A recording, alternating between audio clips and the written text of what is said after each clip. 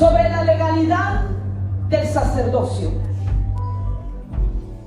de cómo el Señor estableció a los sacerdotes con un sueño, un anhelo, un deseo de su corazón. Lo vimos ayer en las clases, y fue el anhelo de Dios era que lo escucharan, que escucharan su voz para ponerlo sobre las naciones y los pueblos, para emitir el orden sacerdotal.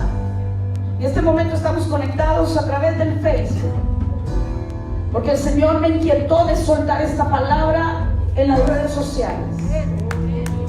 Regularmente en las escuelas yo no doy las clases, no las suelto así, porque esto es un entrenamiento cerrado. Pero he tenido la inquietud de soltarlo en este momento. Por eso lo estoy haciendo. Hemos aprendido cómo el Señor nos enseñó que para poder o ser el orden sacerdotal, la palabra orden viene de la palabra diver, que viene de la palabra dabar. Y los sacerdotes tenían la legalidad de soltar el dabar, que es la palabra. El Señor quiere levantar una generación bajo una unción sacerdotal, pero también bajo una dimensión gubernamental. Mientras estábamos adorando, el Señor empezó a hablarme sobre la dimensión gubernamental en la que nos tenemos que mover, porque Apocalipsis declara que Él nos constituyó como reyes y sacerdotes. Ahora usted y yo no estamos en la dispensación del dabar de Leví, estamos en la dispensación del dabar de Melquisedec, o sea, el sacerdote que traspasó los cielos.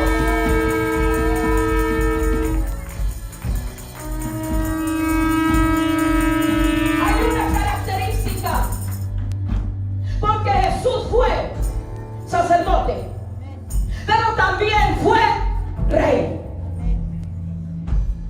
Y el linaje que Él ha levantado no es solo sacerdotal, es también gubernamental. La iglesia que será levantada por el Señor en los próximos años es una iglesia que camina en la dimensión de Melquisedec.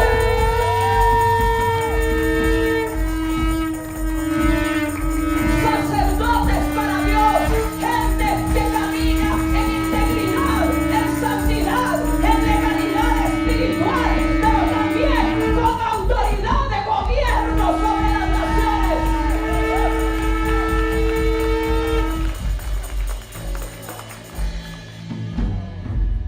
Estos días, el día miércoles, ¿cierto, apóstol? El día miércoles pasó algo aquí en este edificio. Curiosamente yo estaba llegando el miércoles y me impactó cuando me enseñaron lo que pasó, porque estoy acostumbrada a que donde el Señor me lleva siempre hay una señal de algo. Y cuando me mostraron la fotografía de lo que pasó, yo entendí algo. ¿Sabe usted que ladrones vinieron a esta parte donde queda al altar de la iglesia? Probablemente venían perseguidos por la policía y tiraron aquí afuera un montón de llaves de casas, de autos y otro montón de cosas. Las pudieron haber tirado en cualquier otro lado, pero Dios permitió que fuesen tiradas acá. ¿Sabe por qué? Porque estamos entrando en una legalidad para usar llaves que nunca antes habían sido usadas. Hoy yo quiero profetizar iglesia sobre tu vida en este día. Es que escuche lo que tengo que decirle.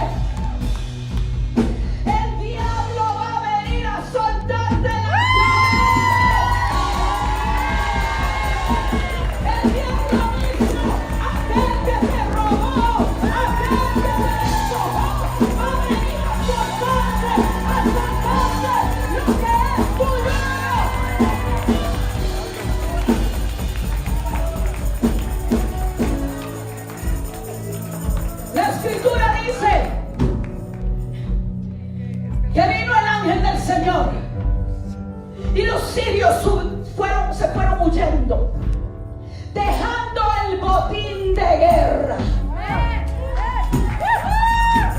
Huyeron.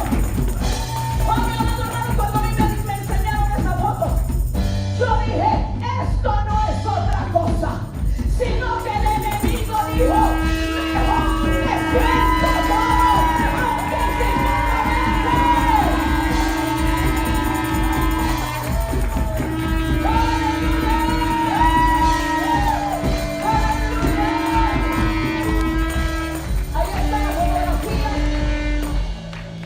nos decía el apóstol que tiraron. Había muchas llaves, ahí se sacó la fotografía, sí, pero hay muchas llaves de autos y muchas llaves de casas. Hoy vamos a hacer un acto profético en este lugar. Por lo que les dije ayer, eso no lo voy a transmitir porque eso va a ser privado. Pero yo sé que hay llaves que se van a soltar.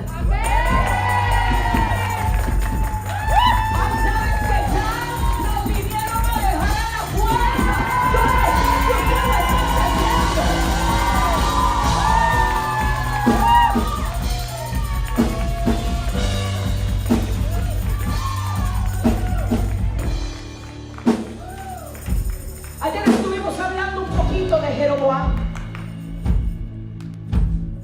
¿Y por qué el rey Joram siguió los caminos de Jeroboam? ¿Sabe? Jeroboam era rey. Y usted tiene que entender un principio de legalidad. Le he dicho estos días, Dios camina en legalidad.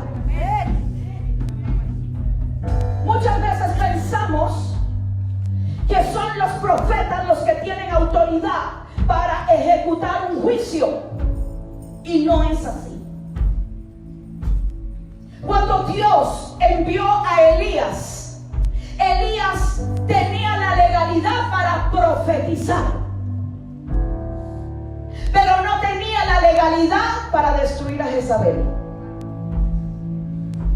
Él pudo matar a los profetas de Baal, porque era un rango profeta de Dios contra falsos profetas. Pero a la reina, aunque era el diablo en falda, el profeta jamás Dios le dijo, mata a Jezabel. Porque si mató a toda esa cantidad de falsos profetas, ¿qué le costaba a Dios decirle mata a la bruja esta?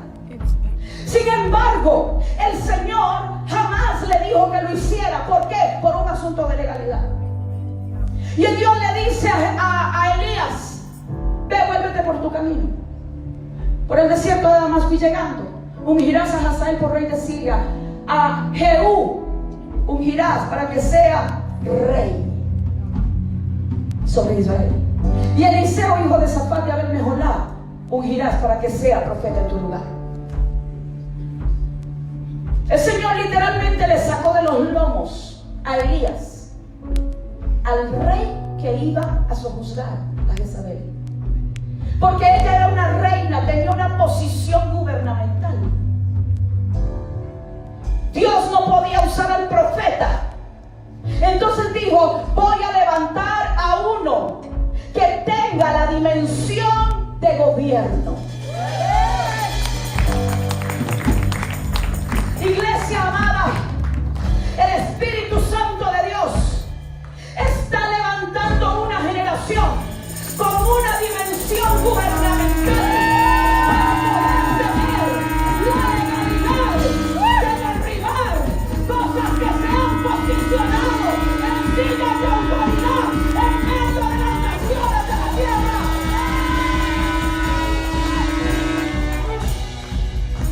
Cosas que no pudieron hacer los profetas, la van a hacer los reyes.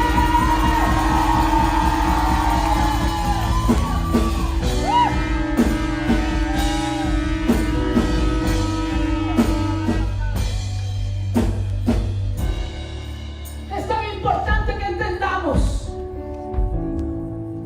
que no es solamente la dimensión sacerdotal, aunque nos llevamos todos estos días hablando de esto.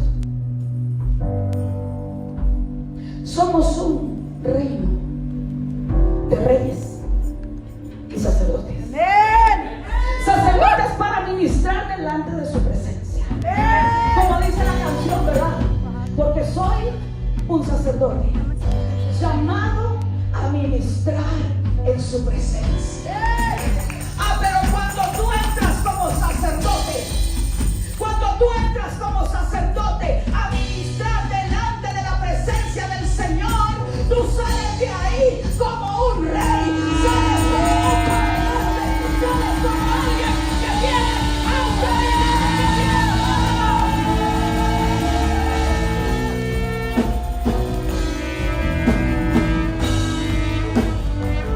Tú no eres tan solo sacerdote, tienes autoridad gubernamental.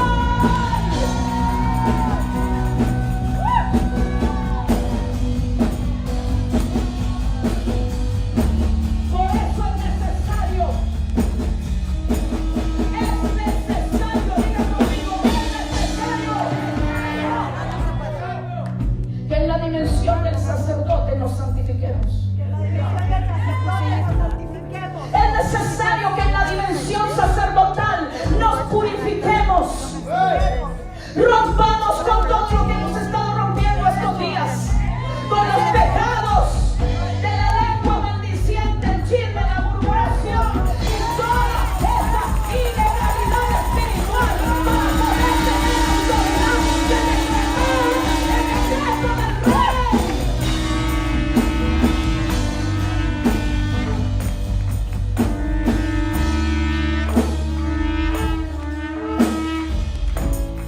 Dios es un Dios de legalidad. Jeroboam había hecho lo malo, lo hablamos ayer, puso altares de dioses paganos en Betel y en Dan. Mientras él estaba ofreciendo sacrificio en sus altares, él cambió las fechas, cambió los tiempos, desvió la atención de las 10 tribus que eran su reino. Lo desvió la atención para que no fueran a adorar al Señor en la fiesta de los tabernáculos. Ayer le expliqué todo esto, no voy a volver a eso. Pero Jeroboam, mientras estaba ofreciendo su sacrificio a sus ídolos, a sus becerros, un profeta de Dios fue enviado. Y el profeta llegó donde estaba Jeroboam y le dijo: altar, altar. Refiriéndose al altar de Betel, al altar de Dan. Así ha dicho el Señor: a la casa de David, o sea, el reino del sur, le nacerá un hijo llamado Josías, el cual derribará tus altares, los va a profanar, va a quemar los huesos de los sacerdotes que tú pusiste aquí delante de juez y león para ofrecer sacrificio.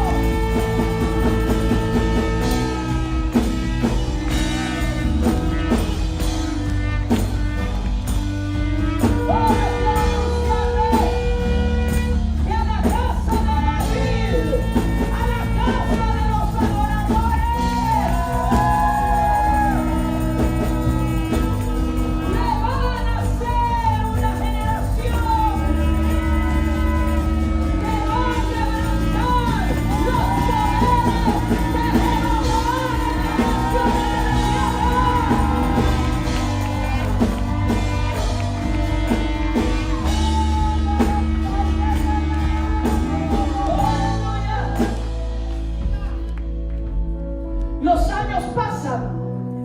Jeroboam sigue ahí. Recuerde, él era un rey. El profeta no tenía legalidad para destruir a Jeroboam, porque era profeta, no rey. Yo me estoy dando a entender, queridos. Nace Josías. Él empieza a reinar cuando tenía tan solo 8 años. Y dice la escritura, a los 8 años de su reinado, o sea, cuando tenía 16, él empezó a buscar al Dios de David, su padre. Empezó siendo un niño a gobernar, pero a los 16 años empezó a buscar a Dios. Le explico, déjeme que le explique qué pasaba en aquellos días. En aquellos días no tenían la Torá porque se había perdido. Los libros, los rollos de la Torá, la ley de Dios, se habían perdido. Ellos contaban únicamente con la Torá oral, o sea, lo que se iba hablando, pero no tenían los libros. Por lo tanto, Josías nace en medio de un territorio donde no había las escrituras. La tierra de Israel en esos días estaba llena de ídolos. Recuerde, quien había abierto la puerta había sido Salomón, porque Satanás siempre va a buscar un ungido para abrir la puerta a la maldición en una ciudad y en una nación. Por eso él persigue a los ungidos para hacerlos caer, porque como los ungidos somos puerta, cuando un ungido cae, cae el ángel que Dios estableció en la ciudad y se abre una brecha de contaminación territorial.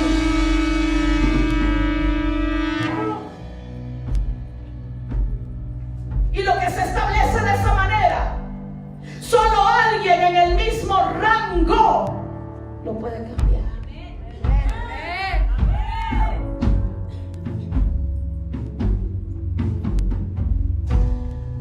La palabra no la conocían físicamente, era lo que decían, lo que hablaban. Dice la escritura que Josías buscó al Señor y dice que a los 12 años de su reinado, o sea, él pasó 4 años buscando a Dios.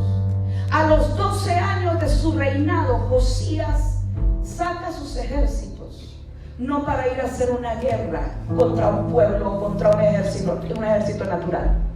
Él toma los ejércitos y Josías sale a limpiar la tierra. Escúchenme, por favor. Pensemos un momentito nada más. ¿Quién le contó a Josías? ¿Quién le dijo? ¿Quién le reveló que todas las imágenes que estaban ahí estaban mal?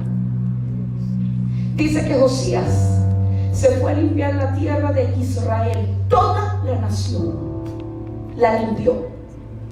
Cada tribu la limpió. Y dice que echaban delante de él todas las imágenes de Acera, todas las imágenes de Baal.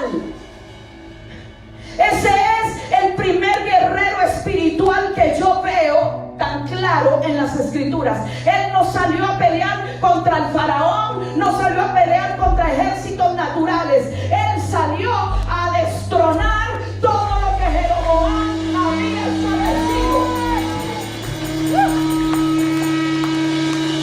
Hay gente, hay equipos proféticos a los que el Espíritu Santo de Dios les ha estado hablando. Quizá sean grupos pequeños en diferentes partes, en diferentes naciones, que han empezado a tener una incomodidad. Están incómodos, tienen algo en su espíritu y dicen: ¿qué es lo que pasa aquí?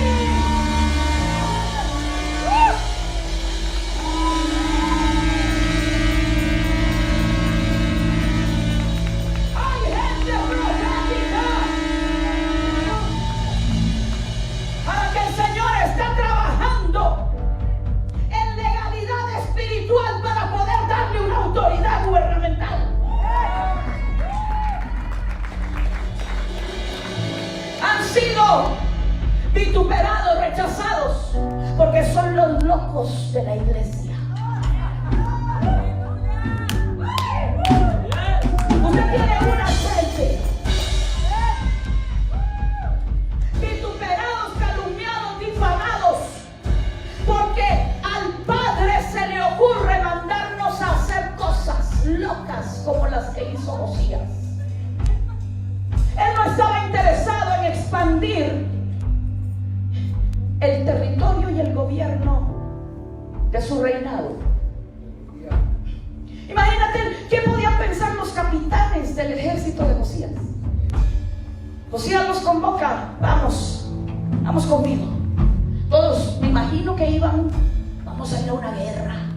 vamos a pelear. Y llegaban a un lugar y Josías decía: derríbenme esa estatua. Y ustedes, aquella otra. A ver, arránquenme este ídolo de aquí. Sáquenme esto. Yo me imagino que los guerreros, los capitanes, los coroneles, todo lo que tenía el ejército decían: ¿y qué le pasó a Josías? Quiero hacerlo pensar. ¿Quién le dijo a Josías que hiciera eso? Si no tenía la Torá. Por 4 años buscó al Dios de David su padre. Y lo primero que el Señor le reveló era que lo primero que tenía que hacer antes de restaurar el templo y levantar cualquier otra cosa era limpiar la tierra del pecado de Jeroboam.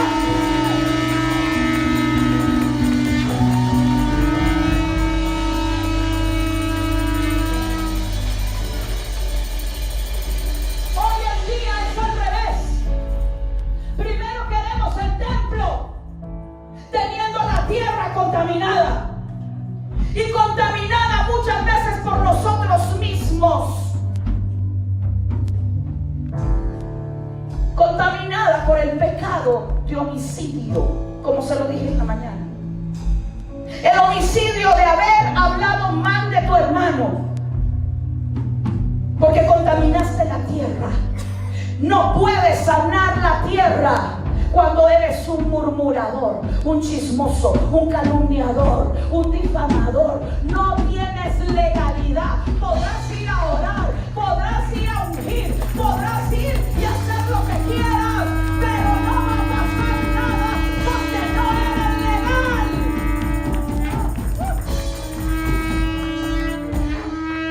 Derramaste la sangre y por lo tanto la tierra no escucha a los que la hieren. Se lo dije temprano: Caín fue el maldito de la tierra. No te va a producir. No te va a producir. Tú trabajas, tú eres labrador de la tierra. No te va a dar fruto. Fue herido en el área de la productividad por haber asesinado a su hermano, por envidioso y celoso. ¿Cuánta gente ha tenido celos y envidia en la iglesia y han matado, asesinado con su boca, y después dicen que van a ir a sanar las naciones de la tierra? Por favor, seamos consecuentes.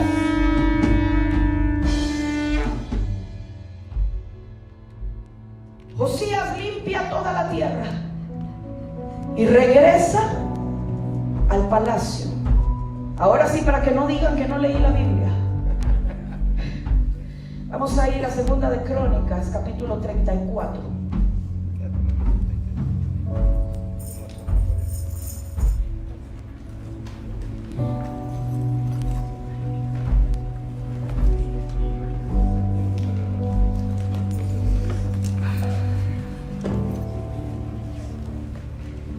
Vamos a leer desde el versículo 3.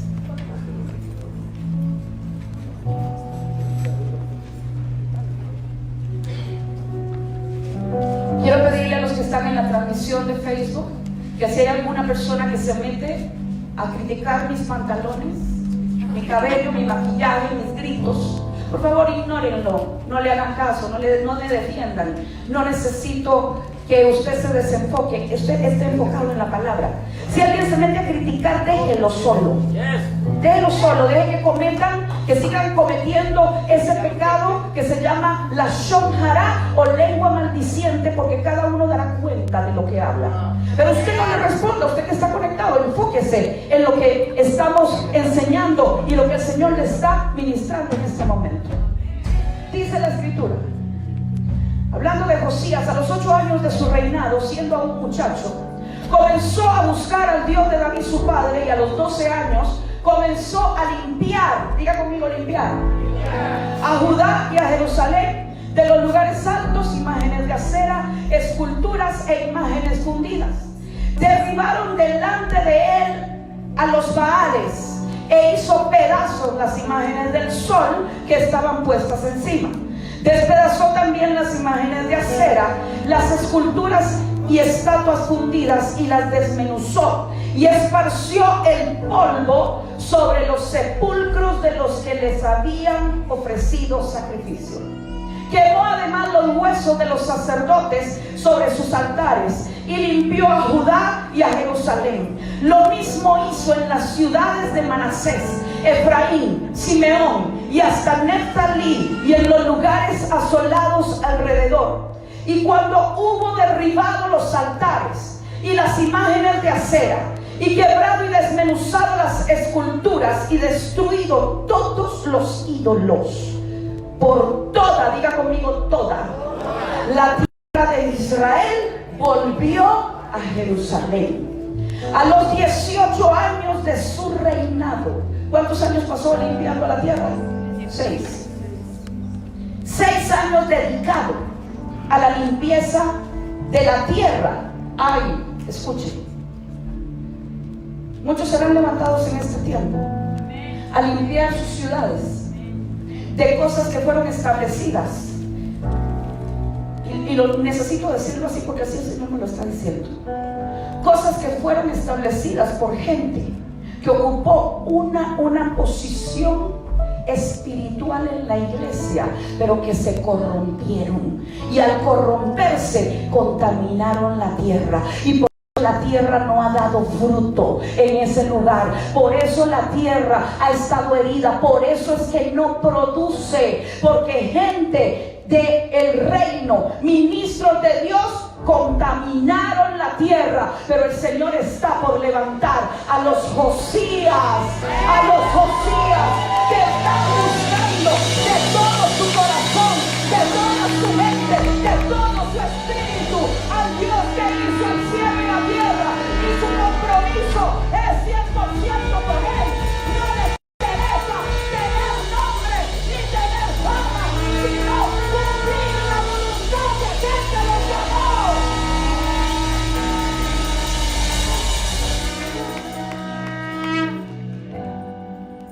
A los 18 años de su reinado, después de haber limpiado la tierra y la casa, envió a Safán, hijo de Azalía, a Maasías, gobernador de la ciudad, y a Joa, hijo de Joacás, canciller, para que reparasen la casa del Señor, Dios de Israel. El hombre,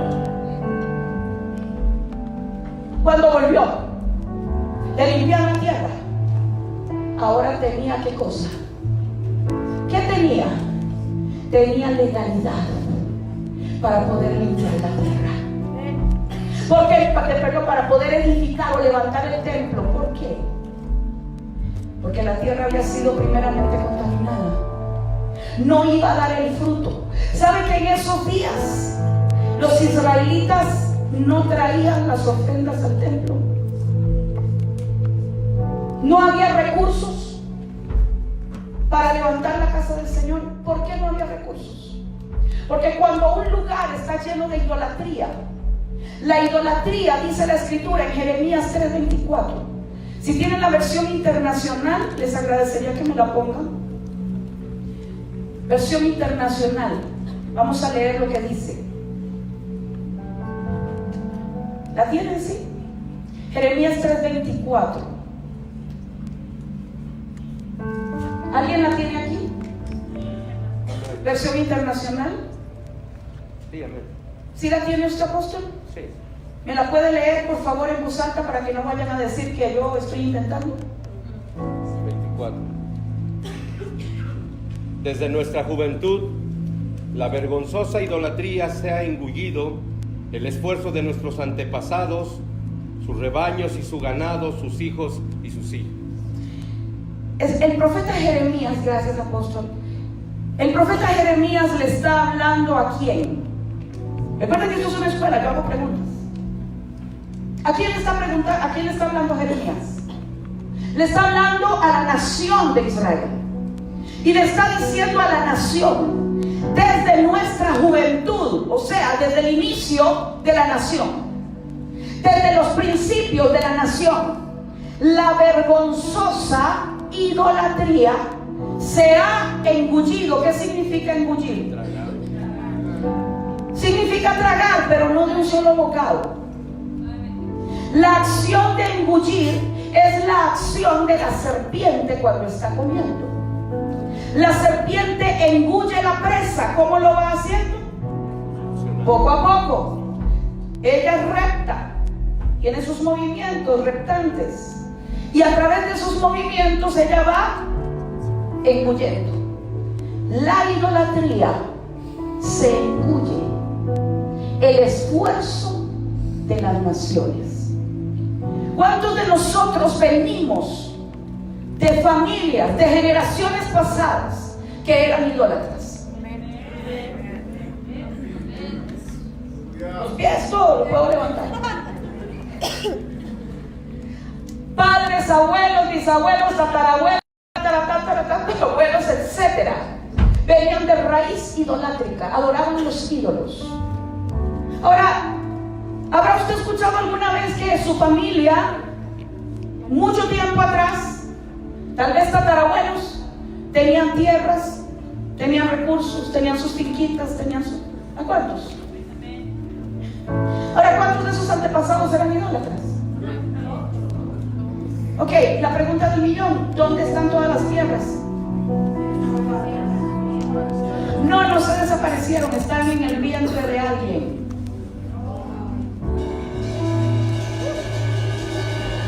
¿Usted está entendiendo? Esto es un asunto de legalidad espiritual.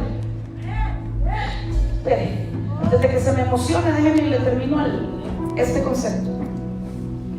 La vergonzosa idolatría se engulló, o sea, se comió poco a poco el esfuerzo de nuestros antepasados, de tus abuelos, de tus bisabuelos, de tus tatarabuelos, de tus padres.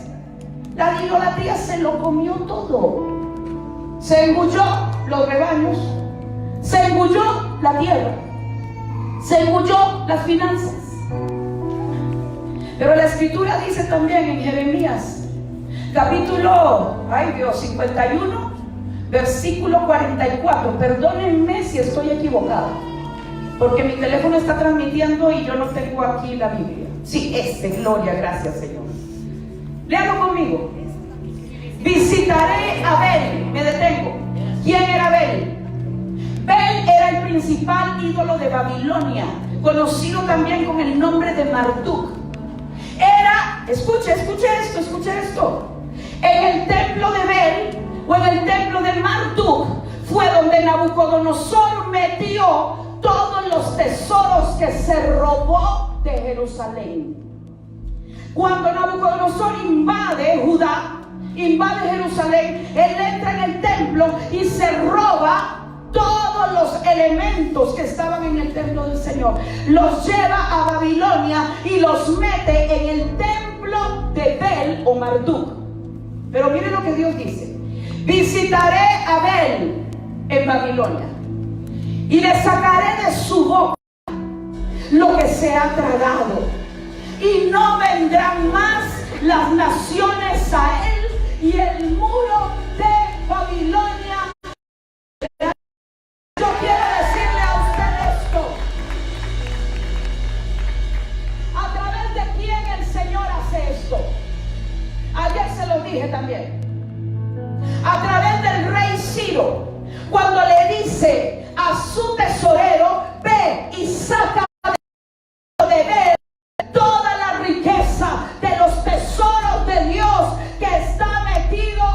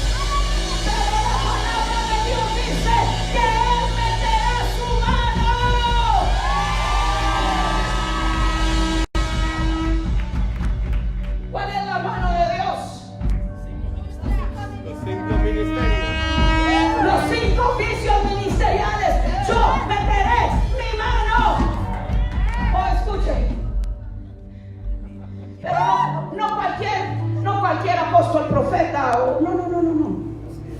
Porque Dios no usó cualquier rey.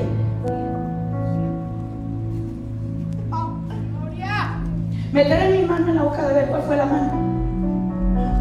La mano de Dios fue la mano de Ciro. Escuche, esto es poderoso. ¿Usted sabe quién era Ciro? ¿Sabe cómo le decían los persas a Ciro? Él era el rey de Persia. Pero ¿sabe cómo le decían los persas? Los persas no le decían rey, no le decían mi señor. Si usted estudia la historia, se dará cuenta que los persas que él gobernaba le decían padre. Porque Ciro fue padre de la nación. Él no era un rey que sometía a la gente a la fuerza. Él gobernaba como gobierna un padre. La historia cuenta que cuando Ciro entraba a tratar de, o entraba a conquistar una nación, una ciudad, muchas veces los ejércitos enemigos venían, entregaban las armas y se pasaban al bando de Ciro. Porque él no decía, yo vengo a conquistarlos. Él decía, yo vengo a liberarlos. El que tiene legalidad para meter su mano en la boca de ellos son aquellos ministerios que no ejercen dominio ni manipulación sobre la gente, sino que son gente que ejercen la paternidad de Dios sobre la iglesia, el amor, la misericordia, la paternidad. No es cualquier ministerio.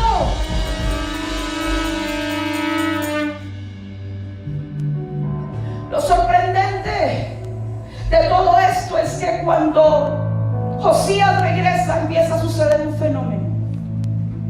Dice el verso 9: vinieron estos al sumo sacerdote Hilcías y dieron el dinero que había sido traído a la casa de Jehová, que los levitas que guardaban la puerta habían recogido de mano de Manasés y de Efraín, y de todo el remanente de Israel, y de todo Judá y Benjamín, y de los habitantes de Jerusalén, y lo entregaron en mano de los que hacían la obra, que eran mayordomos en la casa del Señor. Escuche, ¿en qué momento toda la nación de Israel se volcó a traer las ofrendas para levantar el templo? ¿En qué momento? Después de que Josías limpió la tierra de la idolatría. Cuando la idolatría fue quitada, empezaron a soltarse las finanzas. ¿Por qué? Porque la idolatría lo que hace es tragarse, engullirse el esfuerzo, las riquezas, las finanzas. Donde hay idolatría, hay pobreza y miseria. Y no es solo financiera. Hay pobreza espiritual, hay pobreza mental, hay ruina en muchos aspectos de la vida.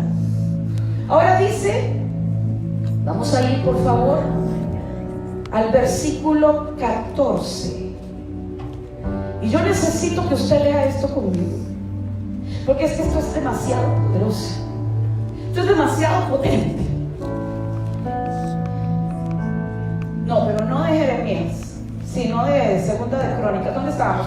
Sí, Segunda de Crónicas. Segunda de Crónicas 34. Versículo 14. 14, eso. Por favor. Y mientras ellos... Yo le voy a leer lo que dice la Reina Valera. Dice: y al sacar el dinero que había sido traída a la casa de Jehová, el sacerdote Hilcías halló. ¿Qué encontró? El libro de la... El libro de la ley que el Señor había dado a Moisés. O sea, escuche esto, o sea, la palabra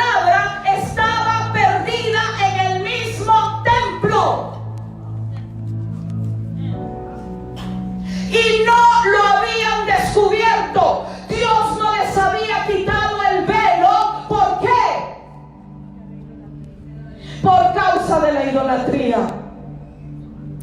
Cuando hay idolatría, cuando hay religiosidad que es parte del mismo espíritu, hay velos que se ponen. Ahora, la escritura, cuando define en el libro de Gálatas las obras de la carne, habla de una dimensión de idolatría. Dice la avaricia, que es ¿qué? ¿Qué es idolatría? Avaricia. ¿Qué era lo que había pasado con todo Israel? Toda la idolatría se había establecido por Jeroboam. Por eso Dios detestaba el pecado de Jeroboam. Y siempre que un rey practicaba lo que Jeroboam había establecido, el juicio venía en ese tiempo sobre Israel y sobre ese rey. Ahora, cuando el pueblo de Israel, todas las tribus que fueron limpias, empezaron a traer, empezó a soltarse, después de ser limpia la tierra, empezaron los hijos de Dios, los israelitas, ¿qué empezaron a tener? ¿Qué se les soltó a ellos? Se les soltaron recursos y empezaron a traer probablemente sus ofrendas, sus diezmos. Y cuando el sacerdote Hilcías lo guarda, pero dice que cuando sacó ese dinero, apareció el libro de la ley, aparecieron las instrucciones de Dios. Por favor, quiero que me escuche esto. Yo quiero hacer una pregunta. Otra vez, estos días les he preguntado mucho, pero yo enseño con preguntas. Los que son pastores aquí, ¿cuál es la gente que entiende los misterios de Dios? ¿Cuál es la gente que tiene más revelación en su congregación? ¿La gente dadora o los mezquinos?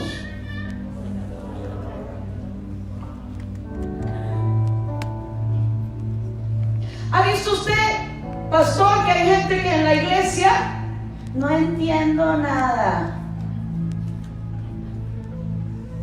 pero no son capaces de honrar a Dios con sus finanzas? Cuando Israel trajo lo que tenía que traer delante de Dios, apareció la palabra. Hay veces que la gente te pregunta: ¿y por qué usted tiene tanta revelación? Mira el nivel, mira el nivel y la dimensión de lo que se entrega y se da. Y no estoy hablando solo de dinero, estoy hablando de servicio, estoy hablando de darlo todo para Dios, lo que Él me pida, lo que Él quiera, mi tiempo, mi vida, mi servicio, mis noches, mi sueño, mi hambre, todo, dárselo a Él. Si Dios me dice: quiero que ayunes, yo no le voy a negar eso al Señor. Si Él me deja sin dormir días enteros, como lo hace muchas veces conmigo. A veces estoy ministrando 3 días consecutivos como este fin de semana, y me ha pasado que ninguna de las 3 noches duermo, porque toda la noche pasa hablándome y adorando y sumergida en Él. ¿Usted cree que yo le voy a negar eso? Así que después, así como que me llegan y me sacan del pelo, nada más, como para tirarme en la cama y no levantarme en una semana. Pero le di todo, no le voy a negar nada. Y cuando Él me pida lo que sea, se lo voy a dar, porque Él lo requiere. No es solo dinero, aunque a veces, muchas veces serás probado en tu generosidad. ¿Usted quiere caminar en revelación?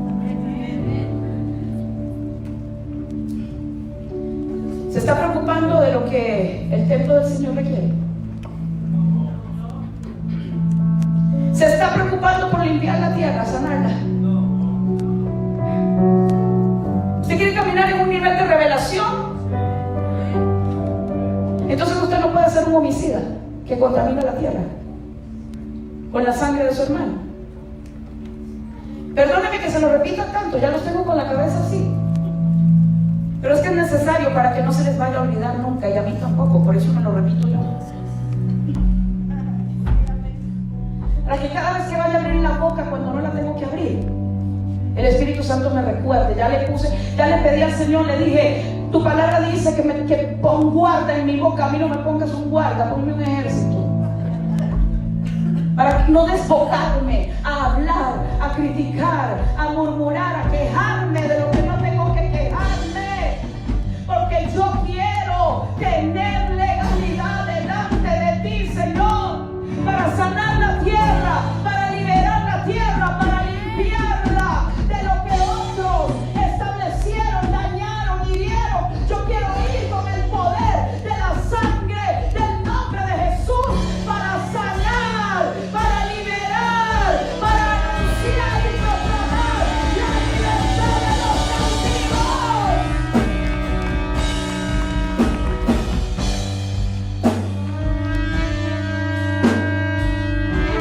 En los días de Josías, el libro de la ley de Dios apareció. Y después, los juicios estaban determinados a causa de todo el pecado que habían soportado y tolerado los reyes de Israel. Sin embargo, el Señor dice, por misericordia y amor a la casa de David, yo no voy a traer los juicios en tus días, Josías. Los voy a traer después, porque tú te dedicaste a hacer lo que tenías que hacer. Quiero decirle a usted, mi hermano, antes de cerrar esta transmisión, los que están conectados, es tiempo de que tú y yo nos levantemos como esta generación sacerdotal y gubernamental para cumplir el diseño de la eternidad que Dios tiene en esta generación. Que tú y yo podamos ser esa gente que limpia la tierra, que está dispuesta a darlo todo, a entregar la vida, a amar el propósito más que tu propia vida, más que cualquier otra cosa. Estar aferrados a cumplir el propósito de la eternidad. Tú, tus hijos, los hijos de tus hijos, tú, tu casa, todo lo que es tuyo, todo lo que lleva tu nombre, todo lo que está bajo tu asignación, cumpliendo el propósito de la eternidad, para la gloria del nombre del Señor, para que entonces aparezca delante de nosotros la revelación que había estado tapada, que había estado velada, pero que se abrirá en este tiempo para la gloria de su nombre. Aleluya. Me despido de ustedes aquí en Facebook, les bendigo y esperamos en algún otro momento volver a transmitir cuando el Señor nos diga. Alíñense, seamos gente que camina en legalidad, en el nombre de Jesús. Les bendigo, un abrazo. Bye.